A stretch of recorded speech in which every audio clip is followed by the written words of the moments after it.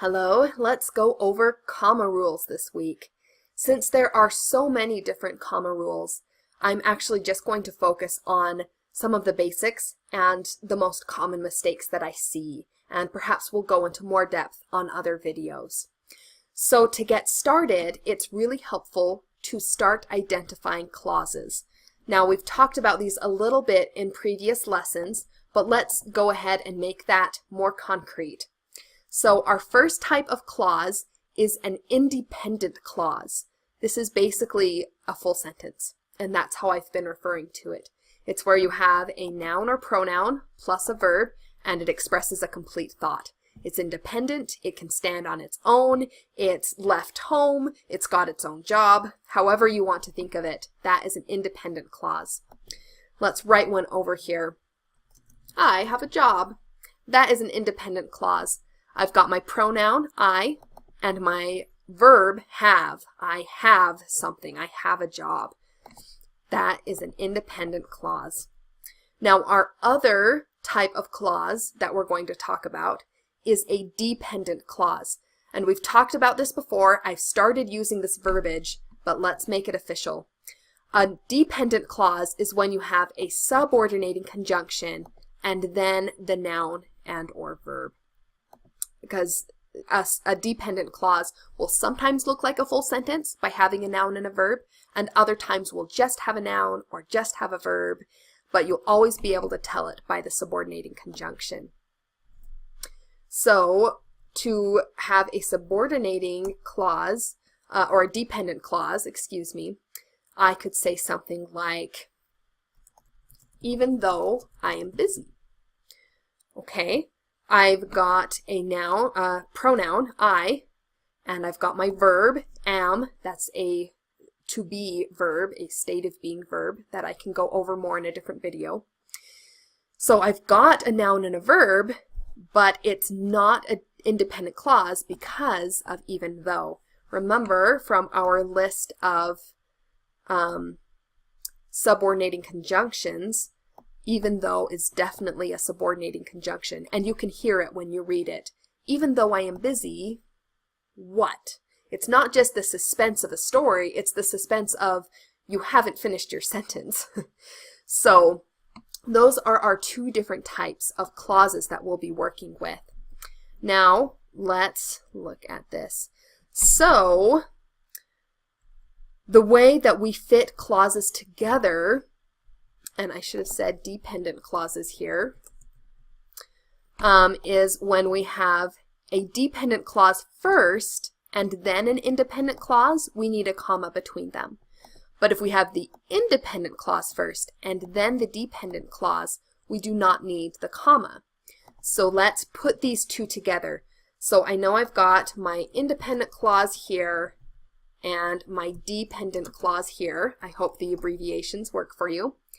So let's try the first case where I put the dependent clause first.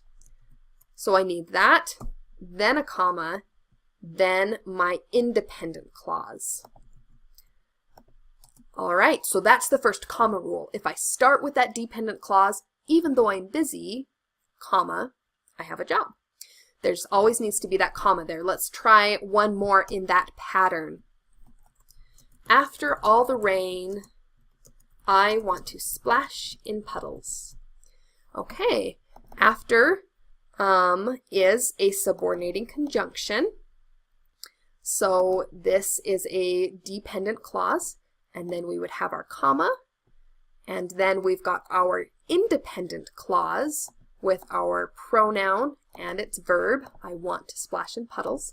So notice this dependent clause didn't have a noun and a verb, but it still functions similarly, and we're going to put a comma after it.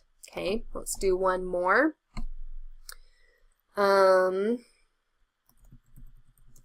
Although I like English, I still do not understand grammar. Hopefully that's not correct, right?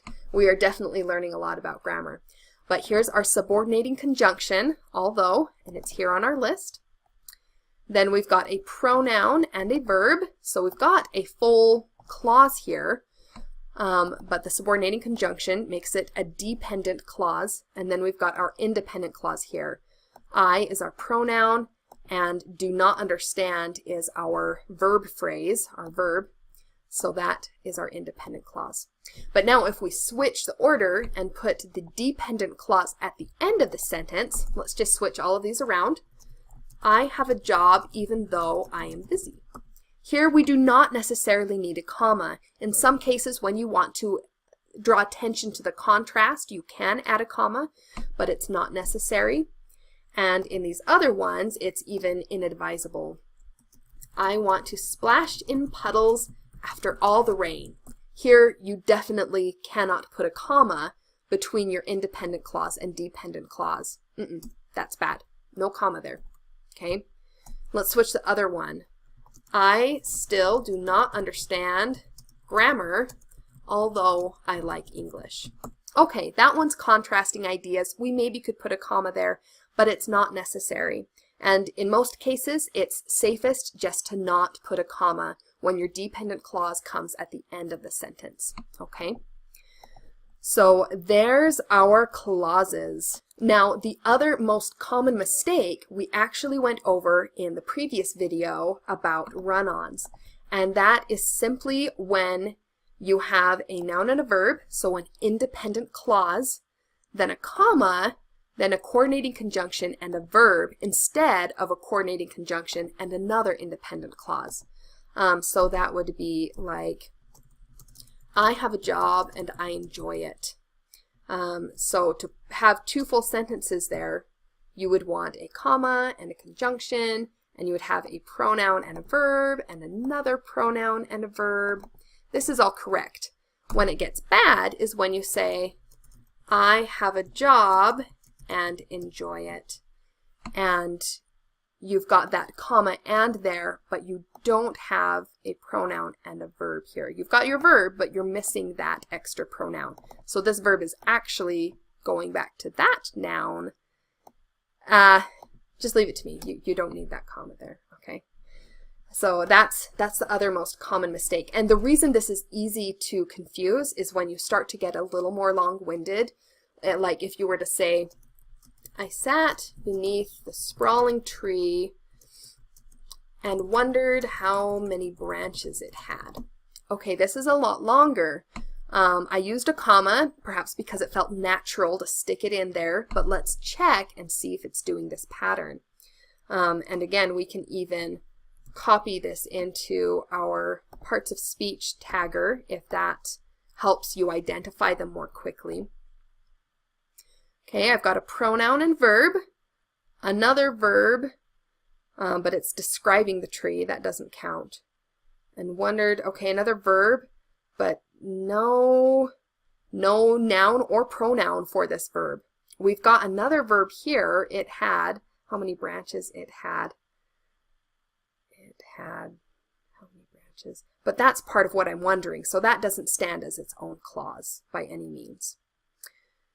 Okay, so that means I've got a full clause, an independent clause here. I sat beneath the sprawling tree. That stands on its own. It's got a pronoun and a verb. It's solid. Now this one, wondered how many branches it had. That's not an independent clause. It's just got a verb here. It would need to say, I wondered how many branches it had. But since it doesn't have the I, then it's not an independent clause, and we don't need this comma here. We just need the and. All right? So that's how you would fix it, is by taking out the comma or by adding in the noun. So we take out the comma or we leave it in and add in I. All right? So there's the other most common mistake with commas. If you can keep an eye on both of these things, most of your commas will look great. So I hope that this has helped with the most common problems. Please let me know if you have any questions.